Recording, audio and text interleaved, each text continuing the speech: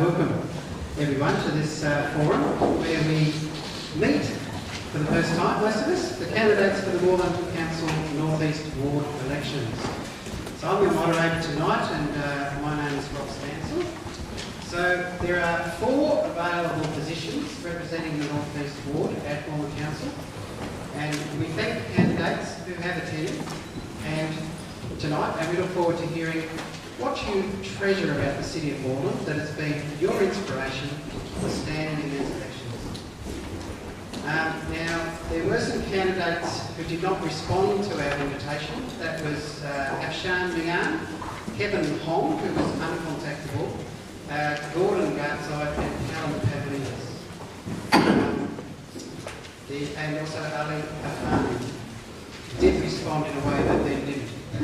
So Anna Leva Curry-Hannon has apologised for not being able to be here tonight, and she has written a response to all the questions. So in fairness, we have put that up on the back board there. There's a few posters you see on the sides of the walls.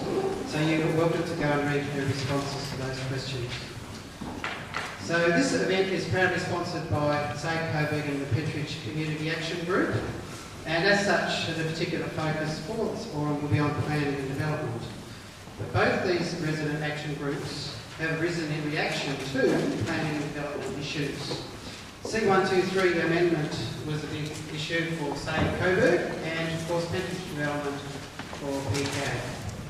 Now, being community groups, we're not sponsored or funded. We do not, we do ask that if you're able to help with the cost for tonight with a small donation on your way out. Now, for some brief housekeeping, I suppose, just take note of the fire exits, although we're not anticipating things are going to get that hot tonight. Reminder, no smoking, of course, in a building, and preferably, if you've got a mobile, you might like to turn it to silent. Now, profile data was supplied by the candidates, and that will be used as an introduction. And then the format for the evening is in 2 parts.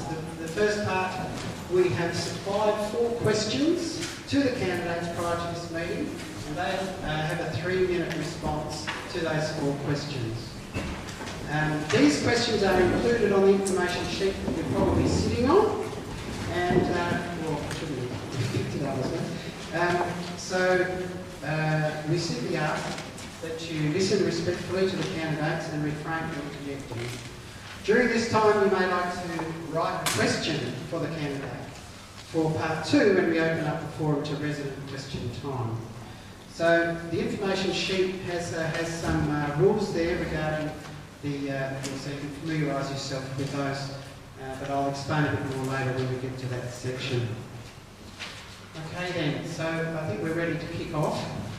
Now, of the 3 profile questions, the third, which asks what preparation candidates undertook to prepare for the role of councillor, has been tabled in the interest of expediency. So that was quite lengthy but interesting responses, and so it is available to view on those sheets that are up around the wall. So, in order of the Victorian Electoral Commission website, minus the ones that aren't appearing tonight, we welcome our first candidate tonight, who is Paul Farlier.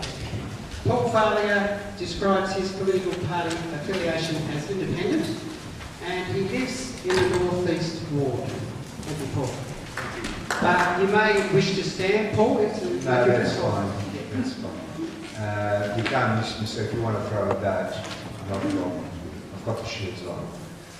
Well, thank you for coming, and I'd like to thank all the candidates that are here. It's been a mean campaign, and a big campaign at that. At times dirty, but that's okay. We're used to all that sort of stuff. Now, in reply to your question 4, where you say, in your opinion, what is the major challenge for the North East Ward? Well, my simple answer to that is being elected first. And if being elected it is, I'm going to ask for a complete overview of all the administration of all the City Council staff. What we are seeing in all the years that I've been in Moreland, there's 51 all up, is nothing more than waste and complete waste of good funds that could go towards the betterment of the city. I grew up in the Moreland story. I started in Falkland in 1965. And we did a hell of a lot of work back then to bring Falkland to the map. We did a lot of work when I moved to Coburg to bring Falkland to the map. One of the biggest challenges that I found was in 2002, which I'm sure this is an issue that affects all of you if you're living in Pentridge. If some of you would like to leave me your details after this forum, I will get you a copy of a DVD which I had to convert from VHS of me being on national television, opposed what was happening at Pentridge at the time, and warned the residents and the citizens of what was to come, of which now is almost too late. Just yesterday, I know I've only got 3 minutes, that's why I was a bit concerned with this, because I think I need a whole lifetime to be able to explain what I've been able to do for you guys. And only of late, in the last 8 years or so, I retired from public life due to a crime act that happened in my home, which my son is now blind, and it wasn't a very pleasant thing to go through for a mother or father or anything like that. But I can speak to you after the consultation and explain to you in more depth what I stand for. And what I stand for is to bring the city back to where it was, back to its grassroots, and to bring it back to council chamber debate and allow people to have their consultation that's missing from the city. I can't answer all the questions in 3 minutes, it's impossible. As I said, there's a lifetime here, but I'm more than happy to discuss everything with you during the whole process of this consultation. Now, we'll go back to 2002. When I stood on national television cameras in front of them, I said quite clearly, leave Pentridge facades alone. Stop the multi-towers that they were trying to push. In 2003, there was a motion in council for 17-storey building, which got defeated. But then someone else came along and moved the motion again, and this time they got it for 15-storey buildings. What we're seeing is more and more and more of this to happen. The original developer went bankrupt, and now we're getting more of the same. Thank you. I think I've been told to finish, but I'm more than happy to discuss later on a lot of the issues we face. Thank you. Okay, next candidate is George. Thank you. A lot to cover. I'll get straight to it. What are the challenges? There are two that I'm focusing on tonight because they're related to this topic. One, adding to our community space when we are developing large parcels of land. And two, accommodate a growing population with good quality transport. I'll talk about transport first because that is question number 2, the most passionate issue. There are 10 million car trips in Melbourne every day. 47% of car trips are less than 2.5 kilometres. They are local trips to local destinations. They go to our schools, our shops, our parks, our tram stops and our train stations. We need to start to restore some balance in the way we travel. So we need to start building a network of dedicated, safe, and more direct walking and cycling routes connecting our local destinations. Question 3, overdeveloped developments. Okay, definition, adding to our community space as I mentioned before. If it doesn't have a lot of community space on a large parcel of land, then it's overdeveloped. I'm going to talk about Pentridge in a minute, but another example where it's overdeveloped is the Kodak site.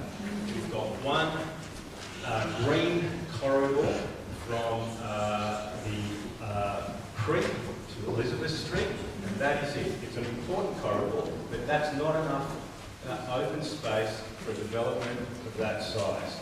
Another definition of overdevelopment is high-density residential developments that aren't close to public transport. Okay, so and I mean 5 minutes walk to a train station or a tram stop. The best example is 25 Cumberland Street, Pascoe Bar. It's 141 and 2-bedroom units. 200 bedrooms in an area that would normally accommodate about 30 or 40 bedrooms. And that is 14 minutes walk from Pascoe Bar train station or a 15-minute walk to the closest tram stop.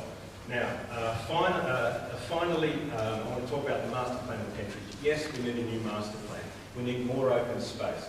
In particular, we need at least a dedicated 10-metre wide green corridor from Coburg Lake all the way down to Urquhart Street, so we can have walking and cycling from Mary Creek direct to the COVID Central Principal Activity Centre without having to get onto a road except when we have to cross it.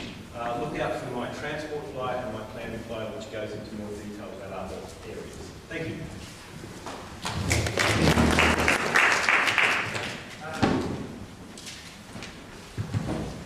I'm having trouble working out which way my switch goes. I'm sorry, Giorgio, I forgot to mention your party political affiliation is independent and you do live in the north-west ward. So next candidate is Darcy Kelleher. He describes himself as independent and he lives in Moreland. Oh, hi everybody, Darcy Kelleher. How are you this evening? Good? Yep. Okay, so you're warm and you're happy and you're ready to hear some people talk about something. We're in Moreland Council in the midst of a rates boom. But guess what? That's not being shared equally with ratepayers like you. And we'll talk about things from my perspective that I think are the real challenges in terms of the council. Now, it's great to talk about the plan for Pentridge, the plan for this, the plan for that. But when the council cannot deliver the simple, basic services that you and I need to operate and run our existing houses, what hope is there of them doing these most etc. We have no tip, we have no recycling depot. We have rubbish bins the size of thimbles. We have parks that are not mown. We've got parks that have got no dog tags in them because that is an environmental risk. Okay, we've got rates on the rise. We've got the highest rates possibly in the whole of the city. And yet this council has some of the largest developments occurring in it. So what do we need to do about that? What we need to do about that is have people who are financially competent, who can get into council, look at the budget and start to reallocate those funds to where they should be going to.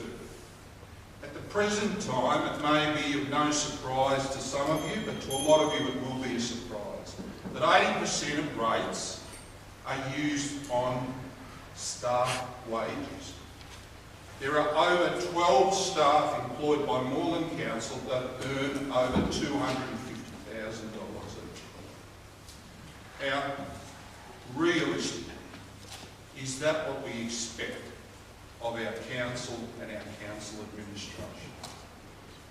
We're worried about all sorts of things within the council. The council cannot even deliver on the basic services. It is my intention, when and if elected, to make sure that those services are delivered properly, and then from there we've got a bedrock base that we can start improving and working on these bigger issues.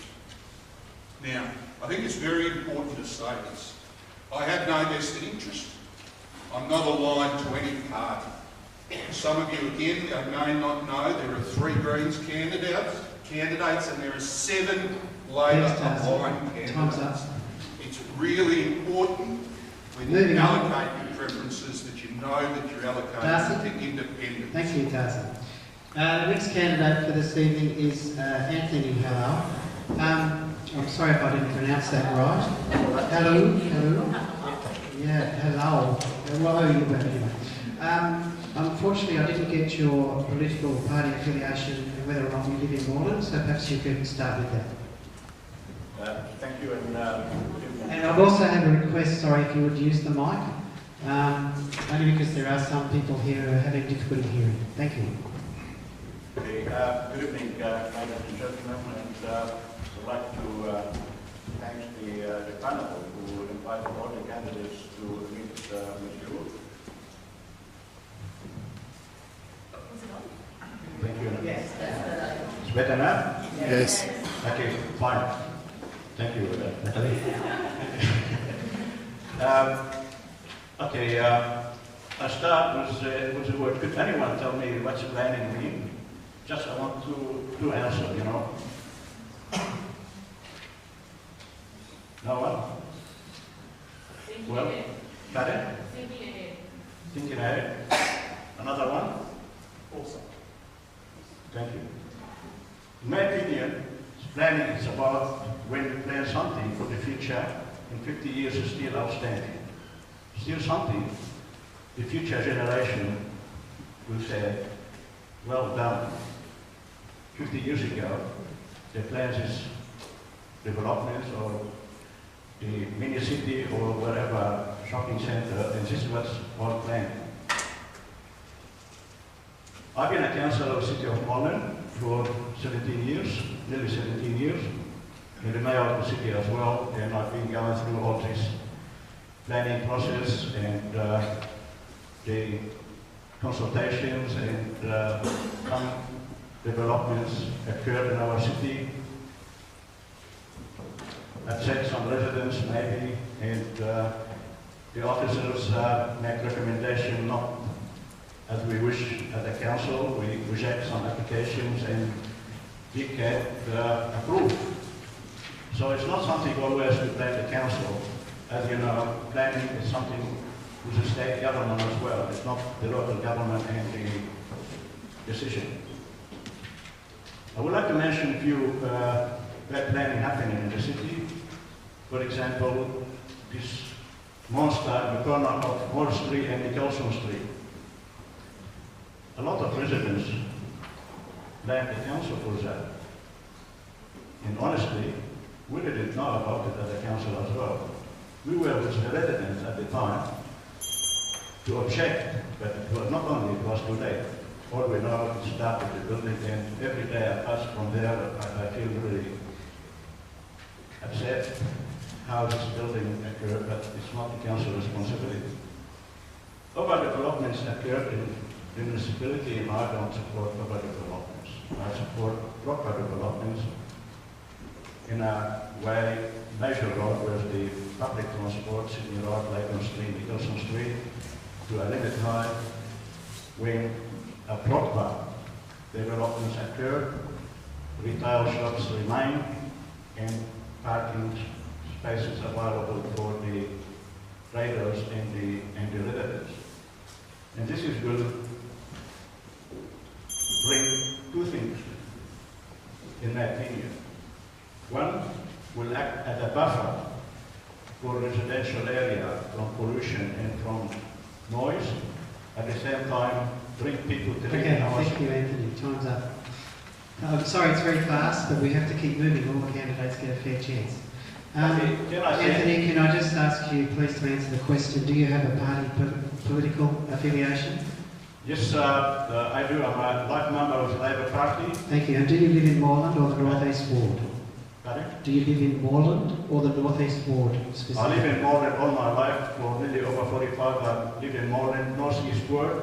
Thank you, I love my Anthony. city, and that way what... Yeah, we'll move on now.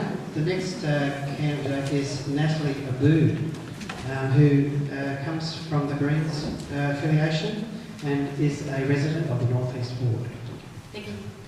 Hello, I'm Natalie Abood, and I'm one of 3 Greens candidates for the North East Ward of Moreland City Council. First, I'd like to acknowledge that we're standing on the lands of the Wurundjeri people of the Great Kulin Nation, and I'd like to pay my respects to their elders past, present and hopefully future, and acknowledge that I'd like to be part of a group of people who encourage the discussion about a treaty if I get elected to the new council. I live up the road on the Merry Creek with my husband and our 3 sons. My husband and I run the restaurant Ruby down in East Brunswick, which we opened 10 years ago.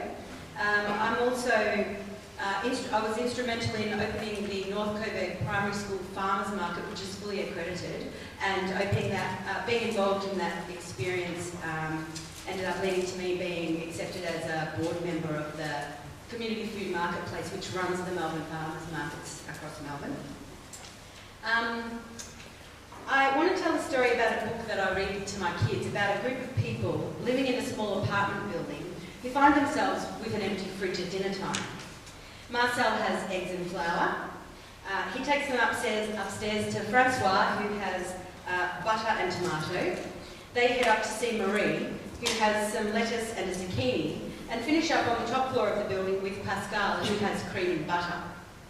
Together, the group of neighbours, as a community, prepare and share a quiche and some salad for their dinner. Moreland can be a cohesive, thriving city that creates neighbourhoods where people can connect to each other and have access to open and green spaces. A city that provides affordable housing and high-quality development with new dwellings. Council has been charged with implementing the wishes of successive planning ministers, which will act against the ideas of the people. Do we want a concrete jungle or do we want a working neighbourhood? The city deserves a planning system that puts people first. The biggest issue this council will be working towards is ensuring that the city can grow sustainably whilst maintaining its integrity. We have had council's recommendation for minimum size dwellings and mandatory height requirements refused by the Minister for Planning. Hence, for me, planning and development tops the list, and I hope that it will be a priority for the rest of the council as well. We've seen the beginning of overdevelopment in the south end of the city, with canyoning along Lygon Street, resulting in compromise of the area in the name of financial gain. Greens on Council will oppose the overdevelopment of the neighbourhood areas by seeking a review of the neighbourhood residential zone and asking for a reintroduction of a ratio of 1 dwelling per 250 square metres. I've followed council proceedings during this year, so I'm aware that council has already said yes to undertaking a review of the Pentridge Master Plan, and I'm quoting the minutes from the August meeting when I say that the review allows for community consultation. Thanks, Natalie. Thank you.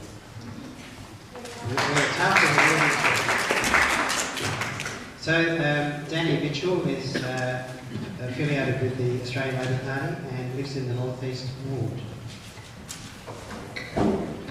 Thank you, and I'd like to thank the organisers for putting on this event. In terms of the major challenges in response to question 4, development is obviously of particular concern given the nature of the organisation of this event, particularly in Coburg, which has not at this point experienced the same development pressures as Brunswick has seen. But I would like to add that the big elephant in the room is the eminent level crossing removals of Bell Street and Moreland Road. Bell Street has a long history of being advocated for removal by council, being a part of a broader precinct redevelopment. This has now been flipped on its head, with the state government program bringing forward the removal of Bell Street and also Moreland Road, and these projects being out to tender. But the removal of Bell Street is now not a part of council's broader redevelopment plan or vision. These are precinct changing projects, and the community needs to be part of a discussion of what models and outcomes are delivered. This is particularly important for the business station interface for Coburg. Deep consideration needs to take place of the issues of amenity, station redevelopments, and the impacts on existing buildings and neighbourhoods. Council and councillors, as leaders of the community, need to be ahead of the ball, and I have no feeling that they are. In regards to what I'm passionate about in being elected, council has to be responsive. Council's record and reputation on not being responsive is well known. We need a council's priorities back on track, which have the interests of residents front and centre. Footpaths need to be cleaned and repaired. Everyone can point to a local street or footpath in need of urgent repairs. This is just not good enough. When we visit suburbs of neighbouring councils, it seems like you have landed in a different city. Other communities are getting easily what should be expected from the council. Why can't we? We want our neighbourhoods to be protected, development placing stress on our streets, and council that genuinely is not listening to the changing face of what's happening in our neighbourhoods. I just want to briefly touch on the issue of Pentridge. I would say that The call for further community consultation, as outlined in the question, I would say with clearly defined outcomes, the answer is yes, I would agree to that. And in regards to the overall development of Pentridge, I'm stunned with the outcomes. I worked at council 10 years ago, and it was a hodgepodge then, and it is now. It's a disgrace that there is developed buildings next to half-developed sites with building fences and mounds of dirt and weeds in view of apartments where people have expended hundreds of thousands of dollars on their homes. Thank you. Very well done, thank you.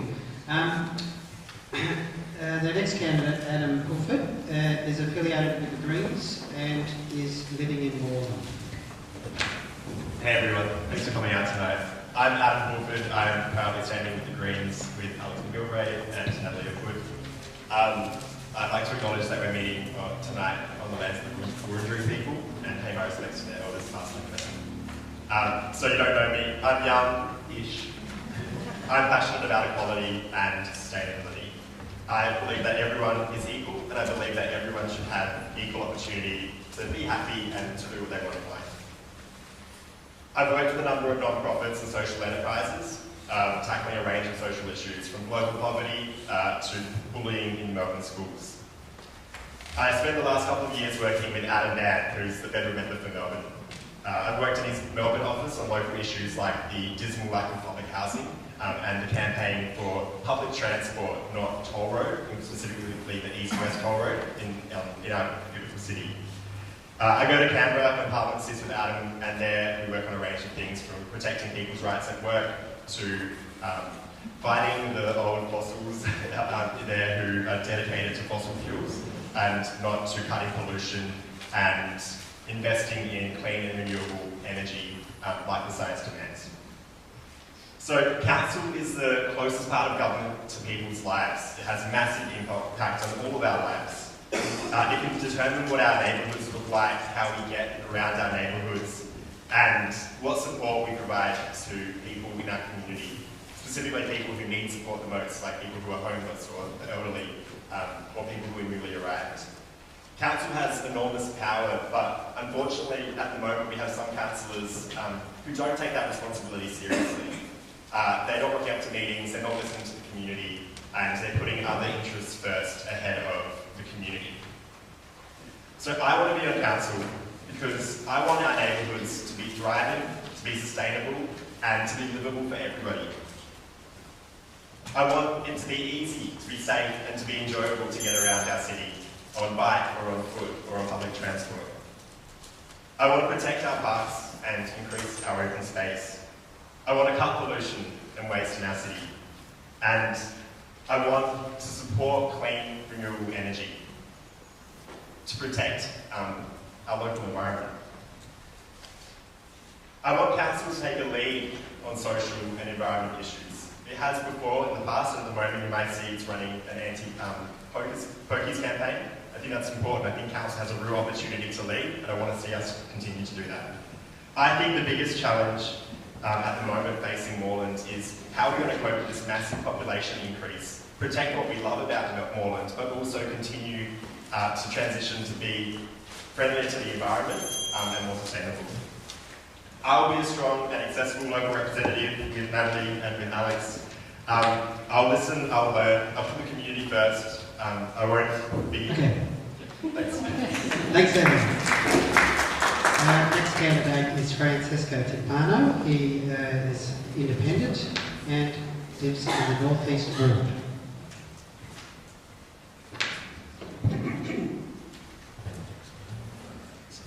Good evening. Can you hear me?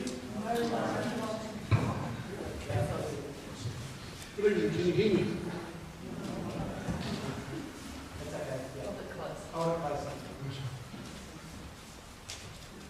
Moreland has been run by Labor.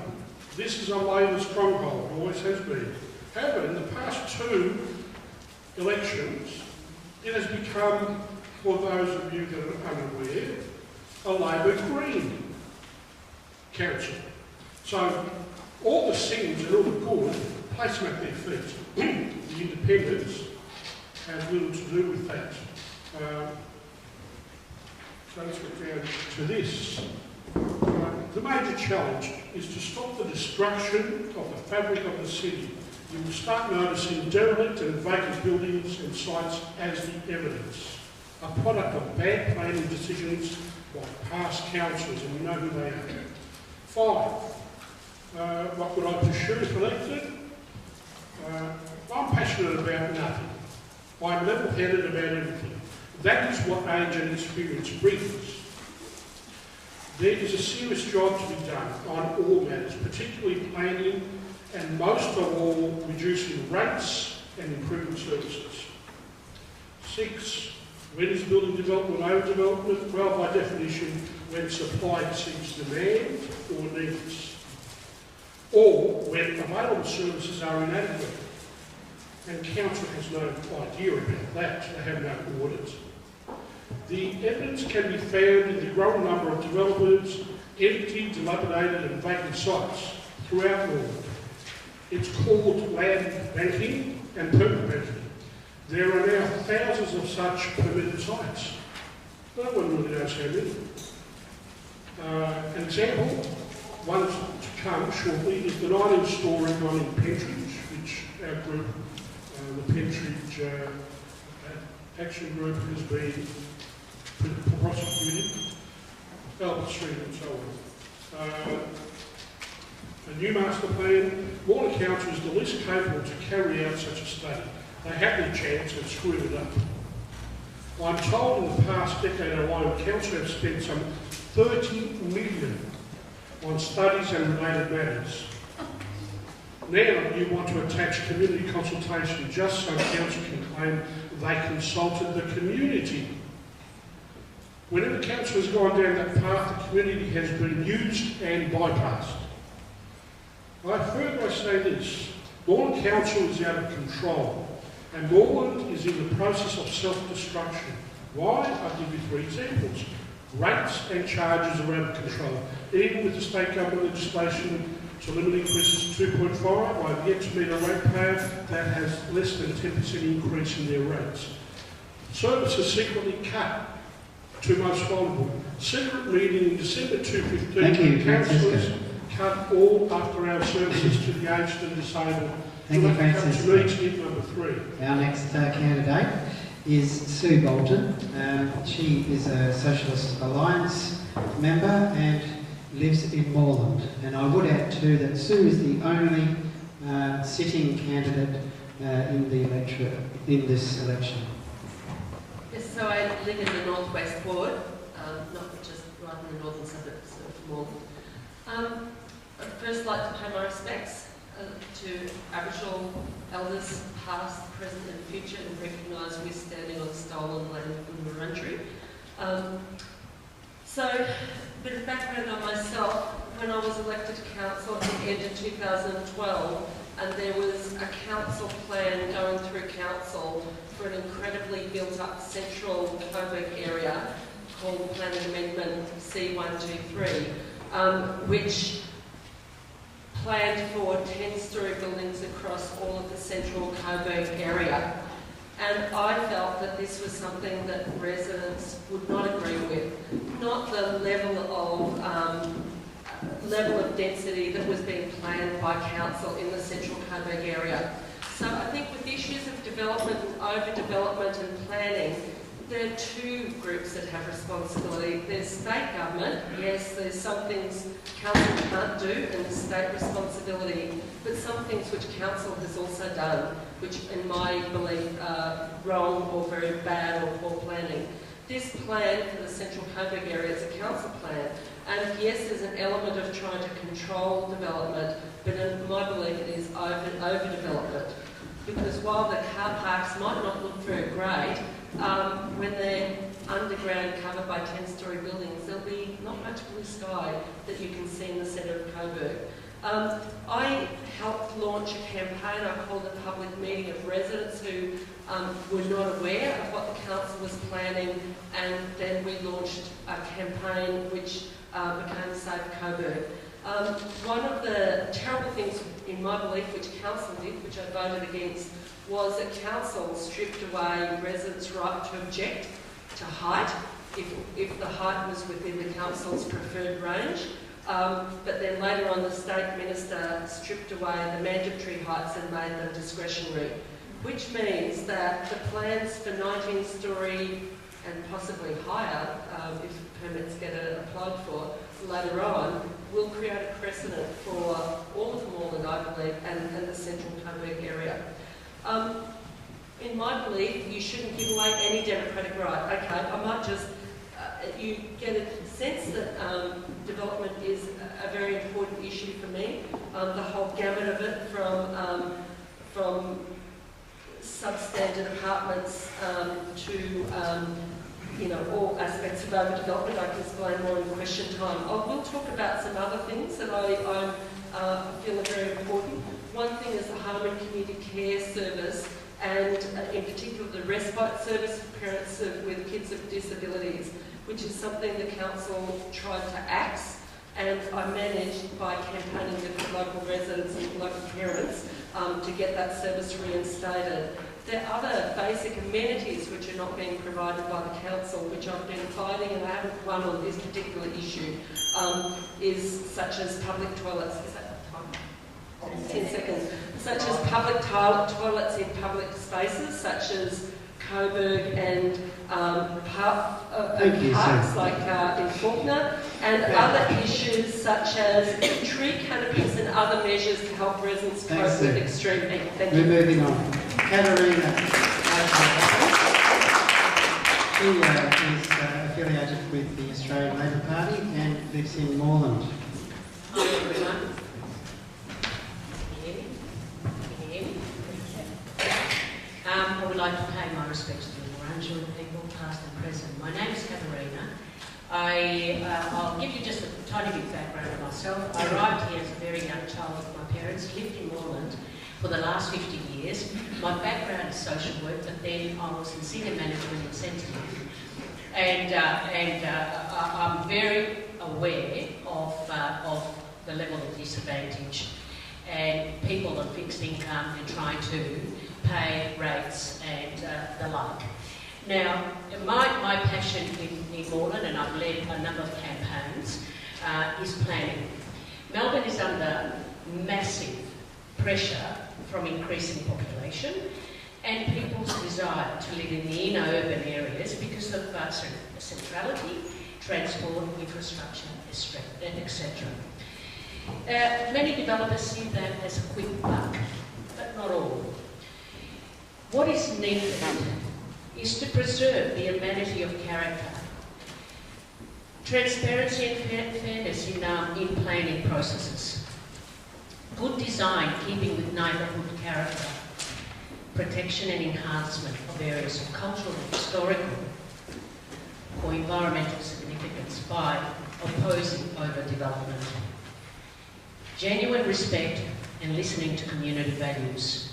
And boy, do I know that being a social worker by profession. Improvement of facilities at local parks and creation of quality open spaces. When I talk about development and open spaces, it's almost like a chain, it's a link. Also, in that link is traffic calming. You can't just look at development and separate the others in little boxes. The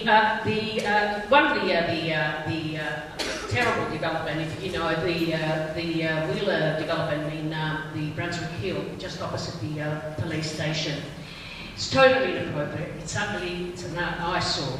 It has set a precedent. The bulk and the design is totally ugly. Pentridge site was subdivided about 10 years ago. It has failed people that bought and built houses, still with dirt and wire fence. It's ugly. The tree. I mean, in terms of the development in Pentridge, I would never support it. I would never support it due to the gravity and the bulk of the design. The tree, old, significant in Europe. What they do, they create by incorporating it in their design. You don't need to bring the tree down. Thank you, Katerina. Thank you. Moving on, Alex Gilray. She is aligned with the Greens, and is a North East Ward resident. Hi everyone, I'm going to try and stick to the questions as much as possible because I know that's what you're all here for. So I would also like to acknowledge that we're meeting on the lands of the Wiradjuri people. I also, in keeping with what we're talking about tonight, hope that we can keep into consideration what the Wiradjuri consider to be heritage, and we can hopefully maintain that as we make planning decisions on the council. So one of the biggest problems that we're facing as a ward is the metro area moving further north, which I'm sure you're all aware of. We're kind of experiencing this unprecedented boom in population and in development. We're seeing a major increase in development this side of Albion Street, and as councillors, we'll need to regulate these developments and make sure that we can maintain our sense of community, keep things sustainable, and make sure that we keep integrity in council. So in terms of what I'm passionate about, obviously I'm a member of the Greens, so I'm passionate about sustainability, making sure that everything we do kind of has that environmental consciousness, making sure that we're not depleting all of our resources for future generations. I'm quite young, so I'm kind of like a future generation in a way, but that's me. So I'm also really passionate about democracy. So I'm a member of the community just as you all are, and I realise that when you elect your councillors, you're electing people who are going to advise you for 4 years. So I realise if I'm elected that all of the people in this room are people who I should be listening to for 4 years. And that certainly relates to the master plan about how we can keep up that community consultation. Another thing I'm passionate about is a sense of community. So I've lived here my whole life. My family's lived here for 4 generations. I feel at home here. I really love it here. So maintaining that sense of community through our development is also really important to me. So one of the questions we were asked was, when is development overdevelopment? I would say that development becomes overdevelopment when you kind of lose that sense of community, when there's less advantages to the development than there is, there's more disadvantages than there are advantages. When there's too many cars on the street, when, the sustainability is kind of lost from the building, when the community environment hasn't really been considered. So as an example for overdevelopment, I would talk about particularly Anstey Station. So in August, when it came out that Richard Wynne wasn't supporting Moreland City Council's mandatory high controls, a few residents spoke up in the Age that month. So there's a resident called Alan McKinns who spoke of the 9 developments that came across his house from 2008 to last year. And he said that him and his wife had to move from that area because there were so many developments coming out that his daughter's playground was just practically all of these half-built houses. That's not what I think Moreland is. I don't think that Moreland is, like other candidates have said tonight, a concrete jungle. That's not what we're about. We need more open space. We need places for kids to grow up. He shouldn't have had to move because because there were no spaces for his kids to grow up. He should have been able to stay here and have those services rather than all these developments booming up. I think it should be a much slower process. And in terms of the cost consideration, obviously that master plan has been reviewed, that's happening, they've decided on that. I think that community consultation should always come first, and that's me. Thanks guys. The next candidate is David Nuns. Also David, maybe you could start with your party affiliation and whether you live in the area. Thanks. Indeed I will, thank you. My name is David Nuns, I'm a member of the ALP, I'm a union member, and I'm also a member of the Heidelberg United Football Club, and I'm proud of all 3 counts to be members of those organisations. My experience is in relation to local government. I've been working in the space of local government for about 4 years now, working with the City of Kingston, City of Monash, City of Glenora, City of Yarra, City of Moreland, etc.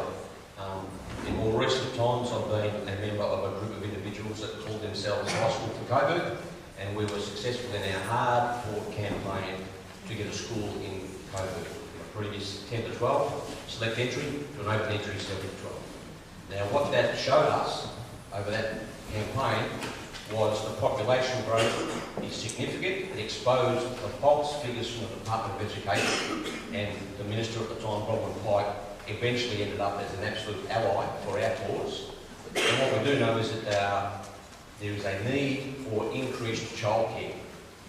As people move north, people have families, and we have early childhood, we have primary, and we have secondary. That need is still there, and it's only growing. Every week, every month, every year, it continues. Next year, Coburg High School will be full. It'll be full. and they don't have standalone lobby. So I think that High School for Coburg has got some unfinished business on that front. So I'm standing for not-for-profit childcare centres. Because when you insert the profit motive in aged care, for example, and early childcare, things can go wrong, badly wrong. State coroner kind of wrong. So it should be council-run, not-for-profit. Some comments about rate capping. Well, there's a quick one. Rates are set at 2.5% average. That means half are paying above 2.5%. But if you know anything about averages, the other half are paying less. And those half that are paying less are going to say, that's fine by me. But the others that get the 10% are going to be a little bit bent out of shape. So that's going to place some pressure on council because of rate capping. But I don't buy that for a minute. There's $49 million sitting in cash and cash equivalents at the City of Moreland. There's money there. Someone says in the paper we'll get 3 toilets in the fortnight in 2020, and they might bring it forward. That's rubbish. Now, not in 4 years, not even in 2, it can be done. So I'm standing for no cuts to council services. The rubbish that went on with the disability and respite care should never happen. And under my watch, it will never happen. Pentridge. Let's call it for what it is. It is, it's becoming, it might indeed be today, the Docklands of the North. It needs to stop. If I were elected to council, I would push for a 2-year moratorium on all developments, on all planning in that precinct, to stop it. To have what I coach kids playing football, to have some time and space for politics to play out, for the community to have a genuine say. The next candidate Thank you. is Antonio Bonifazio. Did I say that well? Probably not, I'm sorry. He says he's independent and no party affiliation and lives in Moreland. Good evening, ladies and gentlemen. I've lived in Moreland for 51 years and I've seen quite a lot of changes. At the moment, we've got a council that doesn't seem to be operating whatsoever, as been mentioned before. And it's quite obvious that reading through our local paper, that the Director of Infrastructure, Grant Thorne, has said that the council would install the public ties within 2020, and then beyond one, I think, every year. So they've got, this is just not on. When you build something, you're supposed to have those facilities or amenities for the public. In the issue regarding what issues I would pursue, would reduce, first of all, reduce the cars parked out in the street, causing one-way traffic. I'm sure you've all experienced that. When you go down the street, you can only go one way because the council has saw fit to give them, these builders, so-called dispensation on parking, so they park it outside. And even when they park it outside, what do? They park it right behind one another, and also you can't walk through the walkway. So the main walkway is blocked. We need to minimise the number of units we built and block of land. So instead of 3, build 2. Restore law and order over the weekend because it doesn't exist. Cars are parked everywhere. They're parked on the wrong side of the road. People can do anything now, and they just get away with it. And we're losing revenue as well. Safety laws need to be safety bylaws need to be for public against builders with the dangerous practices that they actually do. Identifying danger hotspots and install video surveillance. Improve community consultation. Development and overdevelopment. Overdevelopment, yes, there's quite a lot there. We can't see the sky anymore. Right next to me, they've built just recently, and they removed asbestos, and they say that within 10 square metres they can actually do that by law. That needs to change because right next to me they did just that, and there was more than 10 metres, and no one actually did anything about it. I called the authorities, and they came out and said, no, they're quite entitled to do that. The infrastructure is not actually coping, as you're well aware. We've got water pressure that is very low. Time's up, mate. Thank you. No, that's fine. I just want to keep things moving faster. I'm sorry if I'm cutting off, guys. So last candidate, and that's really good. We've got a good response from the candidates in good time. So we finished with Imogen Judd, who describes herself as independent and lives in Moreland. Hi everyone, my name's Imogen, as heard. I'd like to tell you a little bit about myself. I'm running for council for the first time, and one of the reasons I'm doing it is because I also care about democracy, and I think it's really important to make an example of standing up and caring about things that matter to you. And it's really encouraging to see all you people here tonight making an informed choice about your vote. So good on you. Like pretty much everyone in this panel, think that development is one of the biggest pressures facing the council in the future, and probably right now as well. And the reason I've come to this also is the biggest issue that I care about is climate change. I've worked in the climate change space for maybe 15 years. Both at CSIRO and the Bureau of Meteorology as a climate change science communication advisor, and also at the Australian Conservation Foundation, where I help manage the Climate Reality Project, which is people like yourselves being advocates for climate change in their community. I think the question about what planning is quite a good question, because it means having vision and foresight for the community that you want to create. And that's another reason that I'm keen to be on council, is because it gives a really good opportunity to create the community that the people want to see. So the decisions that the council will make today will play out for the next 20, 30, 40, 50 years. And having that influence is a really powerful and also a really important thing to get right. So some of the decisions I think everyone agrees are not happening well, and I think getting better transparency about those decisions, better communication about what's going on and why it's going on and who's responsible and how the community can have their say in those decisions is also really important. And also a really, really easy fix for council to provide, that kind of, the process and how you can engage in that. So that's something I'd be keen to advocate for. I think that I'm also really keen to see better design, because I think better community will come out of better design. And there's a standard that I would like to see created. I think we're a long way off it, but it's called the Living Building Challenge.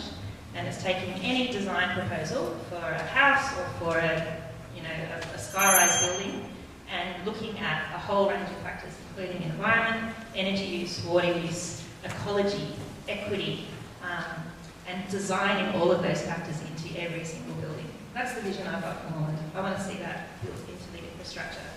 And that needs to change at both, that's change at council level, change at state government, and also at federal level to push those standard changes to happen. That's the kind of vision I've got. You could see, Moreland could be a place just full of high-rise buildings that, one-bedroom apartments and no social cohesion and lots of stress. And climate change will exacerbate all those stresses. Or it could be a place where you've got really rich community, really supportive, caring communities that look after each other in great swathes of urban space and trees and all that kind of stuff. So we have a choice to make about which future we choose, and I'm for it.